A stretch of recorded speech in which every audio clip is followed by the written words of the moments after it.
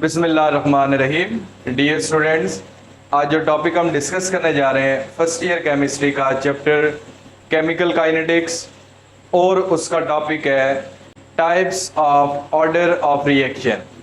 देखिए, लास्ट जो लेक्चर था उसमें हमने ऑर्डर ऑफ रिएक्शन के बारे में पढ़ा था कि किसी भी रेट इक्वेशन में जो एक्सपोनेंट के सम है उसको हम ऑर्डर ऑफ रिएक्शन करते हैं। और आज हम जो डिस्कस करने जा रहे हैं कि ऑर्डर ऑफ रिएक्शन की कितनी टाइप्स हैं। तो स्टूडेंट, जिस तरह देखें यहाँ पे जीरो ऑर्डर भी होते हैं, फर्स्ट ऑर्डर भी, सेकंड ऑर्डर भी, थर्ड ऑर्डर भी, फ्रैक्शनल ऑर्डर भी और सूडो फर्स्ट ऑर्डर रिएक्शन भी। तो वन बाय वन डिस्कस करते हैं। देखिए स्टूडेंट, अगर आप किसी भी रिएक्शन की रेट इक्वेशन लिखते हैं जो कि एक्सपेरिमेंटली आपको मैयर करके दी जाती है कि देखिए रेट इक्वेशन और कोई भी एक रिएक्टेंट है और उसकी पावर आ जाए जीरो, तो स्टूडेंट देखिए हमने कहा था सम ऑफ एक्सपोनेंट। तो देखिए अगर रिएक्टेंट की पावर जीरो है तो ये फिर क्या आ जाएगा एक्सपोनेंट के साथ? जीरो। तो अगर किसी केमिकल रिएक्शन में जो कि आपको रेट इक्वेशन गिवन है और उसमें एक्सपोनेंट का सम जीरो आ जाए तो इसके मीनिंग है वो जीरो ऑर्डर रिएक्शन है। जिस तरह देखिए स्टूडेंट, एक रिएक्शन है कि जब NH3 जो गैस है या अमोनिया गैस जो है, जब ये डीकंपोज होती है तो ये कन्वर्ट होती है नाइट्रोजन में और हाइड्रोजन गैस में। तो स्टूडेंट जब आप इसका रेट लिखते हैं तो इसका रेट होता है rate constant concentration of NH3 और इसकी पावर जीरो। देखें इसकी मीनिंग ये है कि आप जितना मर्जी कंसंट्रेशन कम या ज्यादा करें, इस रिएक्शन का रेट या स्पीड जो है वो इंक्रीज नहीं होगी या उस पर कोई भी इफेक्ट नहीं आएगा, ना इंक्रीज होगी ना डिक्रीज होगी। तो ऐसे ऑर्डर जो कंसंट्रेशन के ऊपर डिपेंड नहीं करते उनको हम कहते हैं जीरो ऑर्डर रिएक्शन। इसी तरह एक और रिएक्शन है जिनको हम कहते हैं enzyme catalyse reaction.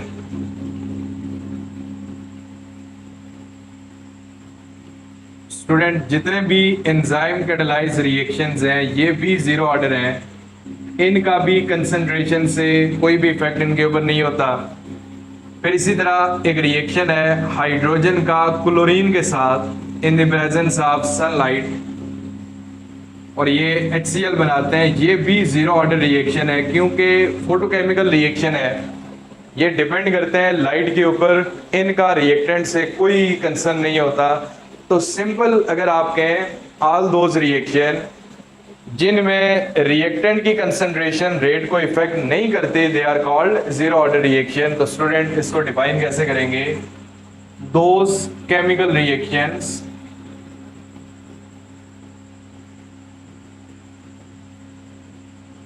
whose rate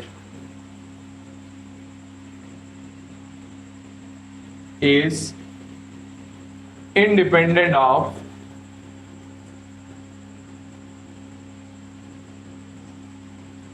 concentration of reactants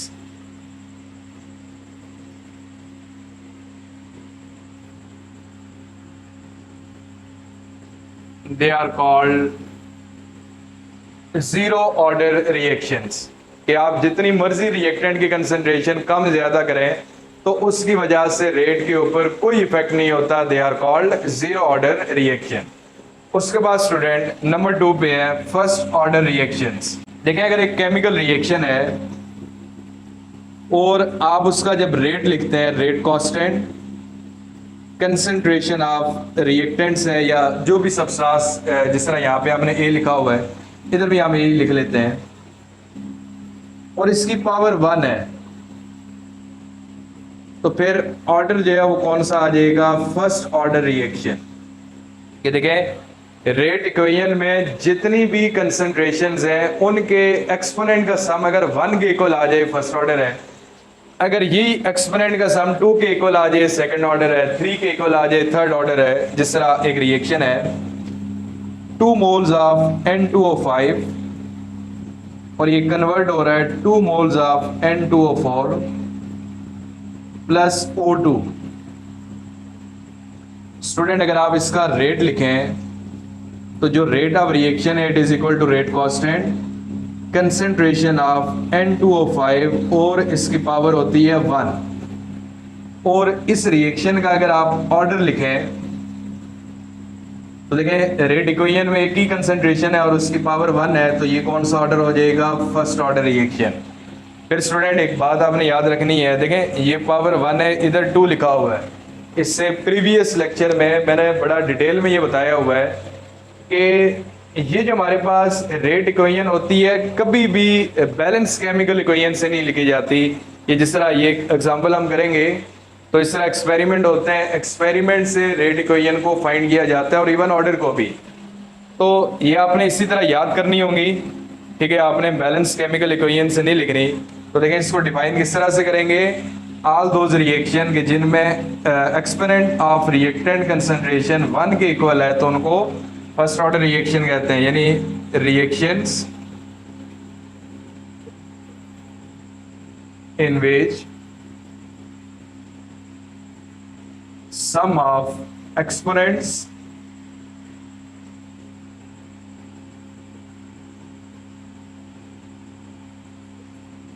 of rate equation या रेट लॉ जिसे कहते हैं is equal to 1, they are called first order reaction। तो स्टूडेंट जीरो ऑर्डर कौन से है कि जब सम ऑफ एक्सपोनेंट 0 हो जाए, और फर्स्ट ऑर्डर कौन सा है जब सम ऑफ एक्सपोनेंट 1 के इक्वल आ जाए। उसके बाद स्टूडेंट देखें सेकंड ऑर्डर रिएक्शन है, अगर ऐसा हो जाए कि कोई भी एक केमिकल रिएक्शन है और इसमें ये हमारे पास रिएक्टेंट्स हैं ए और दूसरा बी आ जाए, पावर इनकी 1 हो दूसरे की 1 हो, तो स्टूडेंट इसको ऐड करें 1 + 1 क्या आ जाएगा 2, सेकंड ऑर्डर रिएक्शन होगा। या फिर ऐसा भी हो सकता है कि एक ही रिएक्टेंट है और उसकी पावर 2 है, तो भी ऑर्डर क्या आ जाएगा, सेकंड ऑर्डर रिएक्शन। तो देखें ऑल दोज रिएक्शन के जिनमें एक्सपोनेंट का सम 2 के इक्वल आ जाए उनको हम क्या कहते हैं, they are called second order reaction. जिस तरह एक ना यहां से एग्जांपल लिख लेते हैं, 2NO2 और ये कन्वर्ट हो जाए 2NO + O2 में। और स्टूडेंट जब आप इसका रेट लिखते हैं, रेट इक्वेशन जो कि एक्सपेरिमेंट से आता है, rate constant concentration of NO2 और इसकी पावर आएगी 2। तो स्टूडेंट इसका अगर आप ऑर्डर देखें तो एक ही रिएक्टेंट है, पावर 2 है, तो ये कौन सा हो जाएगा, सेकंड ऑर्डर रिएक्शन, ये जो पावर इसकी है।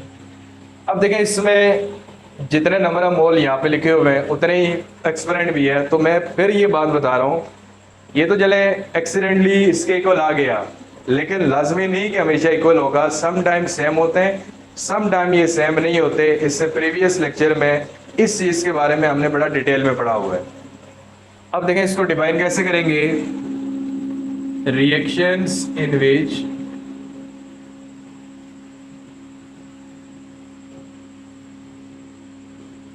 sum of exponents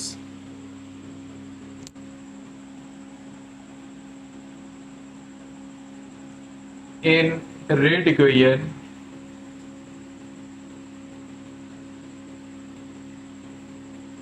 is equal to 1 या बल्कि is equal to 2, they are called second order reaction। अब स्टूडेंट थर्ड ऑर्डर को डिफाइन कैसे करते हैं कि अगर इन्हीं एक्सपोनेंट का जो सम है वो 3 के इक्वल आ जाए तो इन्हें थर्ड ऑर्डर रिएक्शन कहते हैं। जिस तरह ये एक रिएक्शन है 2NO + O2 और ये कन्वर्ट हो जाए 2 मोल ऑफ NO2 में, तो स्टूडेंट इस रिएक्शन का जो रेट होता है it is equal to rate constant concentration of NO power 2 concentration of O2 power 1।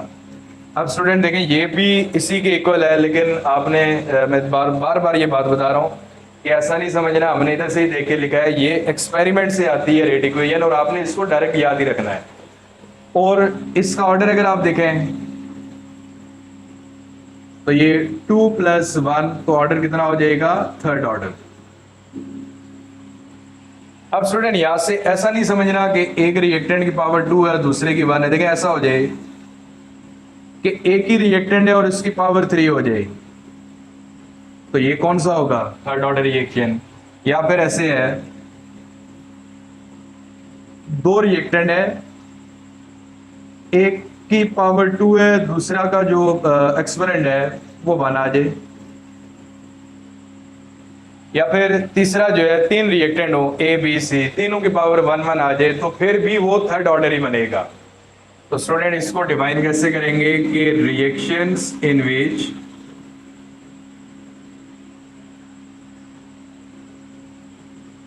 sum of exponent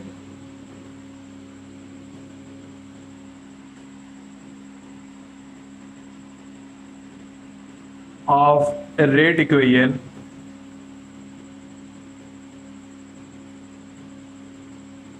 is equal to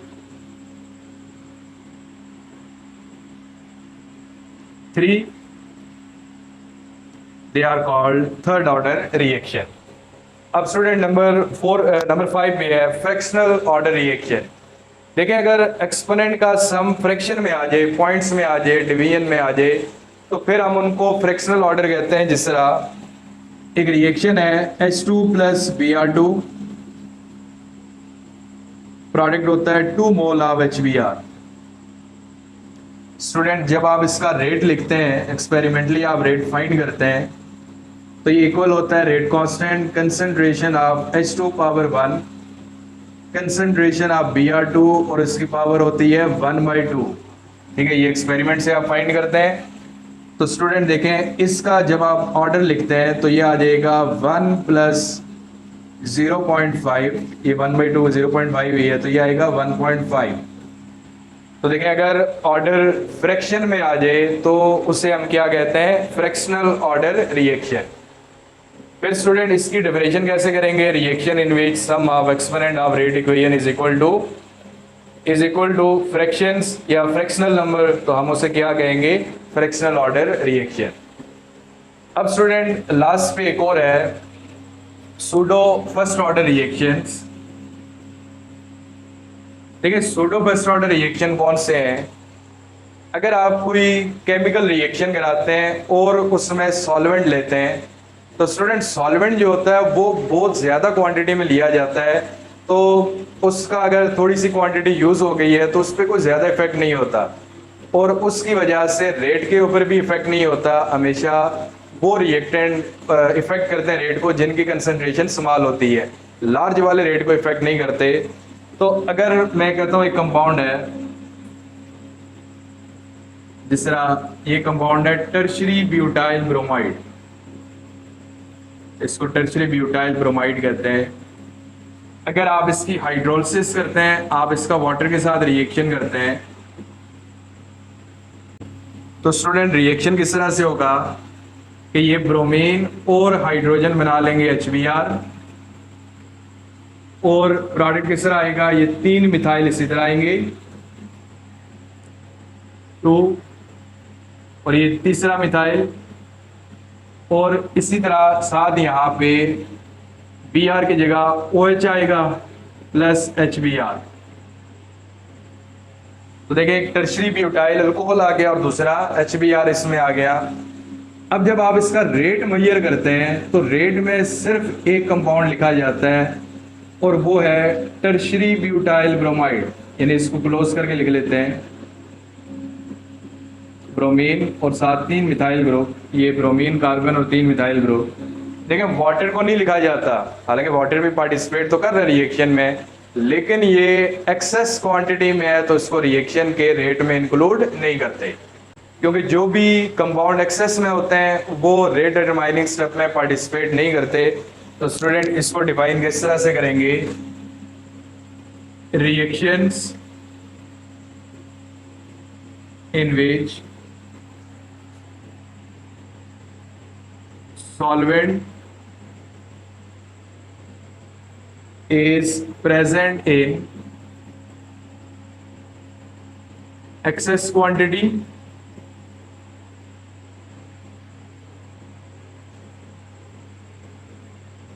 and does not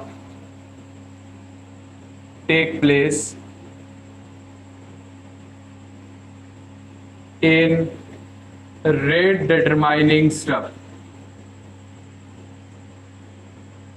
student RDS या rate determining step कौन सा होता है किसी रिएक्शन का? जो सबसे स्लोवेस्ट स्टेप होता है उसे कहते हैं रेट डिटरमाइनिंग स्टेप। तो उसमें ये पार्टिसिपेट नहीं करता, जिसकी वजह से इसको रेट में नहीं लिखा जाता। तो ऐसे रिएक्शन को हम क्या कहते हैं? Pseudo first order reaction. क्योंकि देखें इसकी यहाँ पे ऑर्डर अगर आप चेक करें तो ये फर्स्ट आ जाएगा, ठीक है। तो ये वैसे तो सेकंड ऑर्डर होना चाहिए था, वाटर भी है, लेकिन ये एक एक्सेस की वजह से वाटर को इंक्लूड नहीं करते, तो ये हो जाएंगे सूडो फर्स्ट ऑर्डर रिएक्शन। तो स्टूडेंट अभी तक हमने जो पॉइंट डिस्कस किए हैं, जीरो ऑर्डर के सम ऑफ एक्सपोनेंट जीरो या फिर रेट कंसंट्रेशन पे डिपेंड ना करे, जीरो ऑर्डर है। सम ऑफ एक्सपोनेंट 1 आ जाए तो फर्स्ट ऑर्डर है, 2 आ जाए तो सेकंड ऑर्डर, 3 आ जाए तो थर्ड ऑर्डर, और अगर फ्रैक्शन में आ जाए तो फ्रैक्शनल ऑर्डर, और अगर सॉल्वेंट्स आते हैं तो उनको एक्सेस रिएक्टेंट अगर है तो उनको कहते हैं सूडो फर्स्ट ऑर्डर रिएक्शन। तो इसका स्क्रीनशॉट ले लें आप।